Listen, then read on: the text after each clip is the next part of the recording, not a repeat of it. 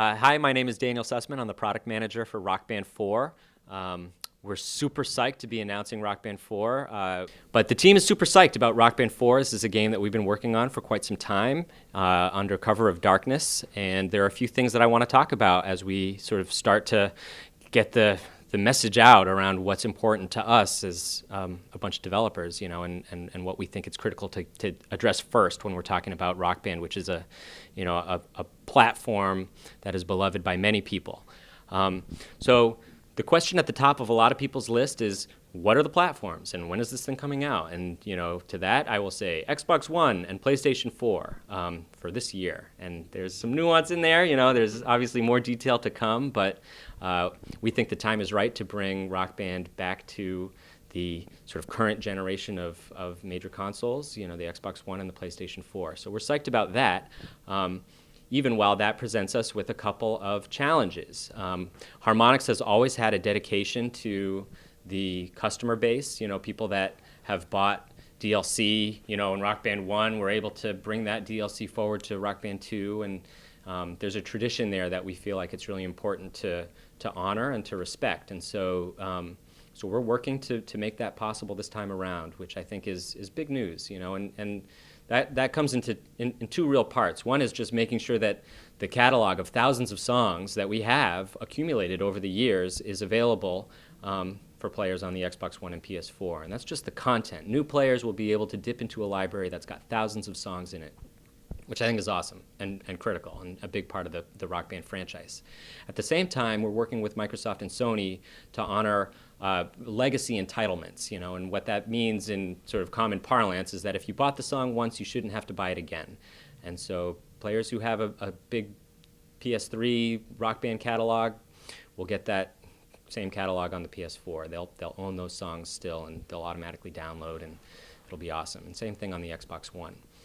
At the same time, we're working on a disc soundtrack that we think is going to be, an amazing collection of songs that, represents the history of rock music and, our own taste to boot. One of the interesting things that we've learned about Rock Band and people's sort of experience with it is that people love Rock Band because it exposes them to new music. And so we think that there's an opportunity for us to think very carefully about what songs we put on the disc and how we think about DLC moving forward, and make sure that we have a good mix of, AAA top recognizable names, songs that everybody knows all the words to, and then also a couple cuts that we think are just great songs that play well. And, that's really our sort of the two most important things to us as we're thinking about music is, do we like the song and will it play well in the game? And if it answers those two questions, then it's up for consideration.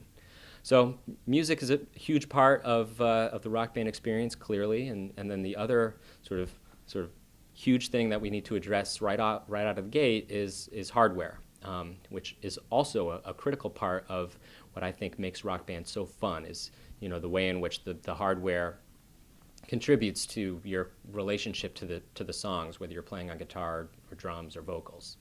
And so the hardware conversation also has two components, one of which is, hey, I have a lot of hardware in my living room, in my garage or whatever, and I don't want to have to buy new stuff. And we hear you, and we're working with Microsoft and Sony to make that possible. And frankly, it's a complicated conversation because a lot of the technology has changed. The differences between the PS3 and the PS4, the Xbox 360 and the Xbox One are, not just software. There's a lot of hardware in there, and the relationship between the guitar and the console is one that is one that we need a lot of support from the first parties to enable. And those conversations are going really well, and I'm confident that we're going to be able to support the guitars and drums that you have on the Xbox One and PS4. So we're psyched about that. And there's a little bit of a hedge there, but there's got to be, because this is a conversation that we're having with Microsoft and Sony. At the same time, we're working with Mad Catz exclusively to develop and manufacture and ship new controllers that are native to the Xbox One and the PS4.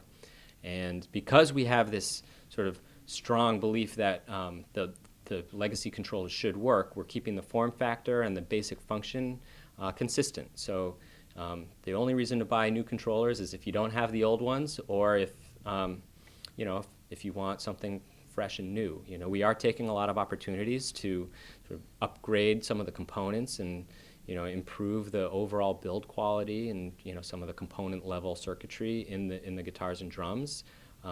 So I think that they're going to be great, high quality controllers, and we're super psyched to work with Mad Catz to get them out.